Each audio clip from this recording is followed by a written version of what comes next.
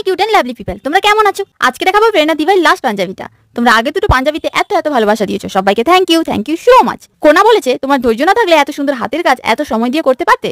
এটা একদম ভুল। ধৈর্য ডিপেন্ড করে তার সমস্ত স্কিলের অ্যানালাইসিসের উপর। আমি আর্ট করতে ভালোবাসি, তাই ঘন্টার পর ঘন্টা ধরে করলেও বোর ফিল করি না। এক নাগারে বসে থাকায় ব্যাক পেন হয়, হাতে পায়ে খিল ধরে যায়, তাও করতে থাকি, কারণ এটাকে আমি ভালোবাসি। কিন্তু কোথাও যেতে বললে আর সেখানে গিয়ে যদি আমাকে বসে থাকতে হয় হাত পা গুটিয়ে, আমি পারবো না। কি যে অস্থির লাগে, বিরক্ত লাগে, কেবল আমিই জানি। কিন্তু যারা অনুরাগের ছোঁয়া দেখে, বাপ রে বাপ, প্রকৃত ধৈর্য তো তাদেরই। আমি তো দেখি না, কিন্তু কানে আসলেই বিরক্ত লাগে। সিরিয়ালে এতবার বিয়ে এবং ভিলেনদের বারবার অন্যায় করা ও সুযোগ পাওয়া, এই জন্য মুভি কিংবা সিরিয়াল দেখতে বিরক্ত লাগে। কিন্তু নলেজেবল কিছু হলে অবশ্যই বারবার দেখতে অসুবিধা নেই। তাই আমি যে কতটা অধৈর্য কেবল আমিই জানি। শোনো, যে তোমায় ভালোবাসে তাকে তো তুমি অবশ্যই ভালোবাসবে, কিন্তু যে তোমায় ঘৃণা করে তাকে যে মন থেকে ভালোবাসে, সেটাই হলো প্রকৃত প্রেম। ঠিক ধৈর্যটাও তেমন, যে সবকিছুতে স্থির থাকে, সেটাই হলো প্রকৃত ধৈর্য। 3টে পাঞ্জাবি দিদিভাইয়ের খুব পছন্দ হয়েছে। তোমাদের কেমন লেগেছে এবং কোনটা সবথেকে বেশি ভালো লেগেছে জানিও। দেখা হচ্ছে কালকে।